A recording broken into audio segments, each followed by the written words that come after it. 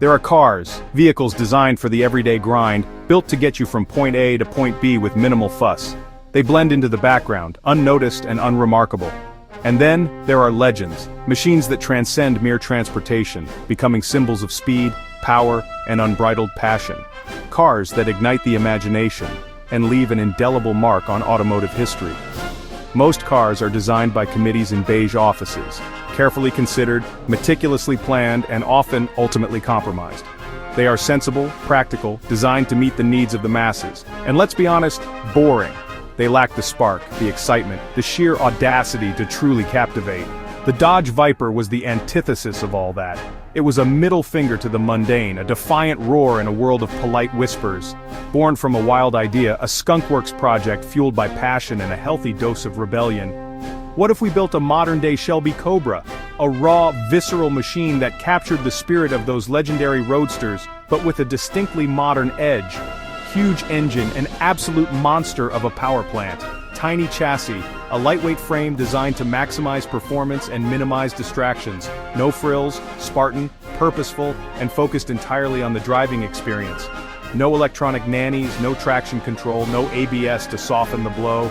Just a V10, a symphony of raw power waiting to be unleashed, a steering wheel, 3 pedals, the essential tools for taming this beast, and your courage. Because the Viper demanded respect, and it wouldn't hesitate to bite if you weren't paying attention. It wasn't built to please everyone. It wasn't designed for the faint of heart, or those seeking a comfortable commute. Just those who believe driving should be an event. A visceral, exhilarating experience that awakened the senses and left you breathless.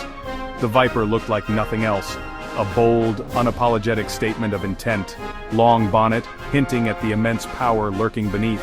Side exit exhaust, spitting fire and fury with every reverence. A stance that screamed predator. Low, wide, and ready to pounce. It was a statement, a declaration of war against the ordinary. You valued raw power over comfort, the thrill of the open road over the coddling of modern technology. And you weren't afraid of a car that demanded respect. A car that challenged you to be a better driver, to push your limits, and to experience the true meaning of performance. In a world moving towards safe, computerized cars, where driving was becoming increasingly automated and detached, the Viper was a glorious throwback to a wilder era. A reminder that driving could be an art, a skill, and a source of pure, unadulterated joy. It embodied the American dream on 4 wheels, a symbol of freedom, innovation, and the relentless pursuit of performance.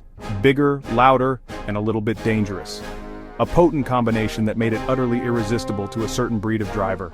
The Viper didn't whisper, it didn't purr. It screamed through 10 cylinders, a primal roar that echoed through the canyons and reverberated in your chest. It was built to be reckoned with, a force of nature unleashed on the asphalt. Not just driven, but wrestled, tamed, and ultimately, respected. The Viper was a challenge to the automotive world, a gauntlet thrown down to those who dared to call themselves performance cars. A challenge few could meet, especially on the racetrack, where its raw power and unforgiving nature separated the skilled from the merely ambitious.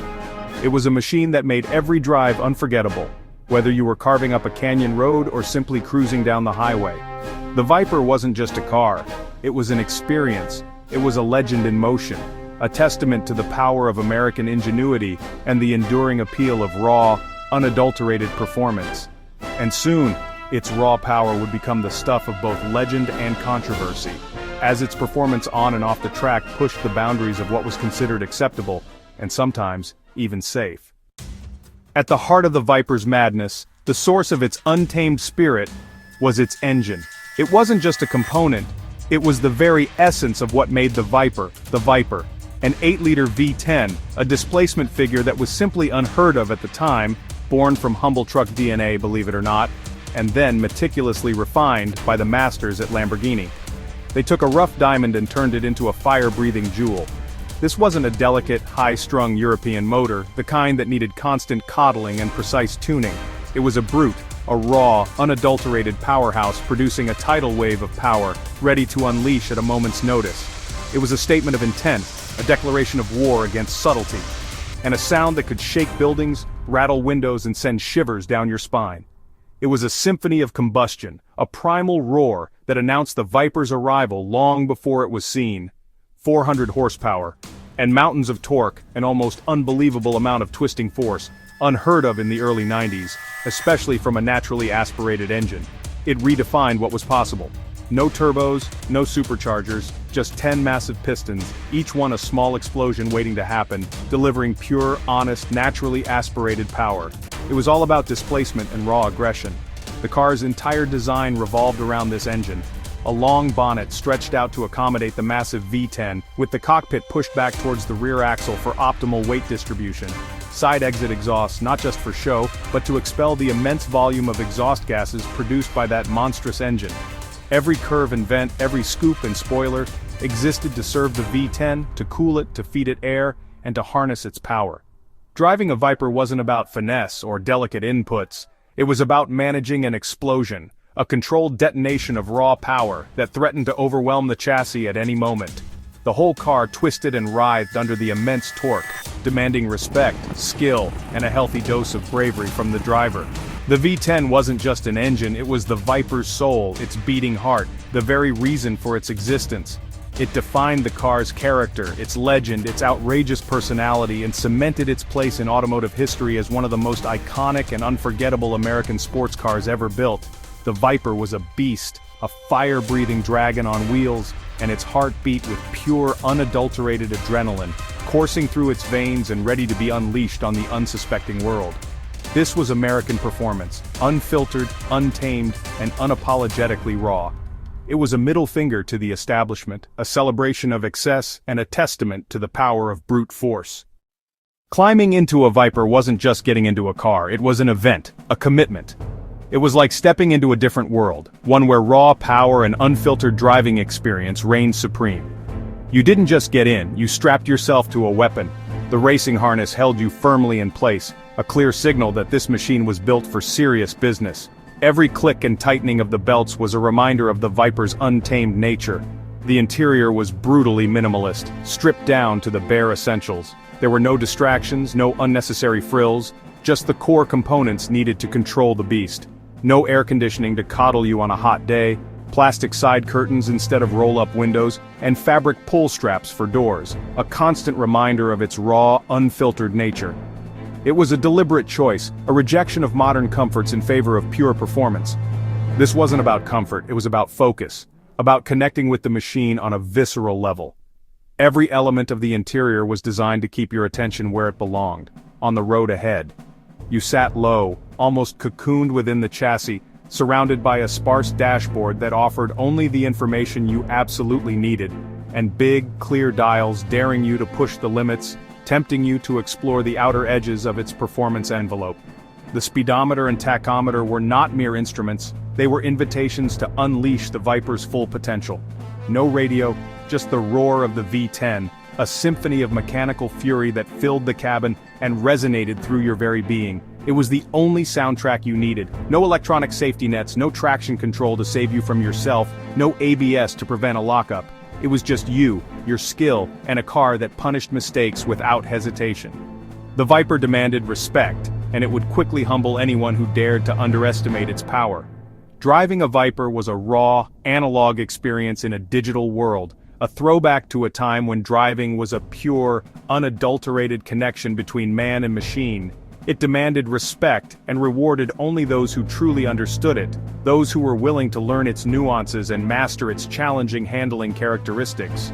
You couldn't just drive it, you had to learn it, to understand its limits and your own. It was a constant process of refinement, a never-ending quest for mastery. The Viper didn't flatter, it challenged, pushing you to become a better driver, forcing you to confront your weaknesses and overcome your fears. For those up to the task, it offered one of the most exhilarating drives on the planet, a visceral and unforgettable experience that would leave you breathless and wanting more. It was a true driver's car, uncompromising and unforgettable, a legend in its own time. The Viper's cockpit was a test of courage, not comfort, a place where only the most dedicated and skilled drivers dared to tread. It was a cockpit designed for heroes, not commuters. When the Viper hit the streets, the world wasn't ready. It was a sledgehammer among scalpels, brute force in a world of finesse. European supercars relied on balance and precision. The Viper bludgeoned corners with power and grip. On the drag strip, It launched like a missile, leaving exotics in its wake. But on the racetrack, it became a legend. In skilled hands, it was devastatingly effective. Simple, reliable, and brutally fast. The Viper GTS took things further. More power, more focus, and a coupe body built for racing. The GTS-R went to Le Mans, facing the world's best. Expectations were low, but the Viper didn't just compete, it dominated. It won its class, shaking the foundations of international racing. The Viper proved American engineering could beat the world's elite. It was a wild concept turned racing titan, rewriting the rules of performance. The Viper's dominance became a problem race organizers couldn't let it keep winning. It was so good, it was penalized, handicapped, even banned. In the SCCA, Vipers were weighed down and restricted, yet still threatened the competition. Its performance per dollar value upset the established order, allowing privateers to beat factory teams. In some series it was moved to its own class or banned outright. No other production car could keep up. The Viper wasn't banned for cheating or danger, but for being too effective. Every restriction became a badge of honor. The Viper became the ultimate outlaw, too fast for the rulebook. Its legend only grew with every attempt to hold it back. If the Road Viper was a monster, the GTS-R was a god of war. Purpose-built for racing, it featured a carbon fiber body, upgraded V10, and a chassis honed for speed. The GTS-R dominated endurance racing, winning Le Mans 3 years in a row. It conquered the FIA GT Championship, the American Le Mans Series, and even won Daytona outright. The GTS-R was a giant killer, proving American engineering could defeat Europe's best. Its victories gave the Viper global respect and prestige. The GTS-R wasn't just a racing car, it was a legend forged in competition. Its triumphs are a cornerstone of the Viper's enduring story. To understand the Viper's place in history, compare it to its rivals. Corvette, Porsche 911, Ferrari 348. The Corvette was tamer, the Viper was wild, powerful, and dramatic. Against the Europeans, the contrast was even sharper. The 911 was a scalpel, the Viper a chainsaw, both effective but one far more visceral. Ferrari was about passion and flair. The Viper was about brute force. Where a Ferrari sang, the Viper roared. The Viper delivered supercar performance without the supercar price or pretension. It was a blue-collar hero in a white-collar world. No badge snobbery, just raw, honest performance. The Viper stood shoulder to shoulder with titans, often beating them at their own game. Its reputation was built on power, not pedigree. The Viper is remembered with reverence because it was more than a car, it was an idea. It symbolized a time when cars could be gloriously irresponsible. In a sanitized world, the Viper stands as a monument to raw analog driving. It never tried to please everyone. It was loud, uncomfortable, and sometimes scary. That's why we love it. It was unapologetically itself. Taming a Viper was a badge of honor for true enthusiasts. Its outlaw status in racing only adds to its mystique.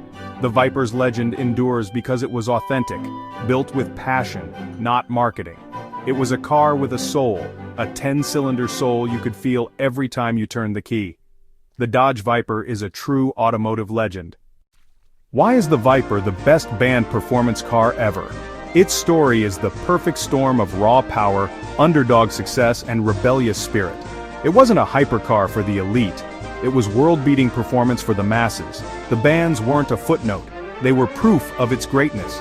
The Viper was banned for its fundamental concept: massive, reliable power in a simple chassis.